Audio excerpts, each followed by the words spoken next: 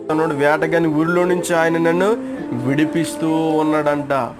నువ్వు విరిగిపోయే సందర్భాల్లో కూడా దేవుడు మనకు తోడై ఉండి మనల్ని ఏం చేస్తా ఉన్నాడు? దేవుడు విడిపిస్తూ ఉన్నాడు. ఏం చేస్తా ఉన్నాడమ్మా? విడిపించే దేవుడు మన దేవుడు.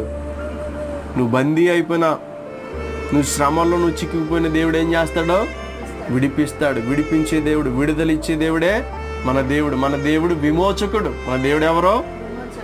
పాపం అనే పాపం అనేటువంటి ఆ యొక్క ఊబిలో మనం చిక్కుకొని ఉండగా, బంధించబడి ఉండగా మన దేవుడు ఏం చేశాడు?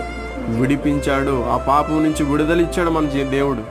ఒకవేళ విడుదల అవ్వకపోయినట్లుంటే మనం అక్కడ ఉండేవాళ్ళం, పాపంలోనే ఉండేవాళ్ళం. ఈరోజు మనకి దేవుడు ఏం చేశాడు? విడుదల మనిషికి చాలా అవసరమైంది. ఏదమ్మా? విడుదల కావాలి మనిషికి. ఎప్పుడైతే విడుదల వచ్చిందో తన జీవితంలో ఒక స్వేచ్ఛ వస్తుంది. స్వాతంత్రం గురించి మాట్లాడుకుంటాం కదా. నిజమైన స్వాతంత్రం ఏంటి?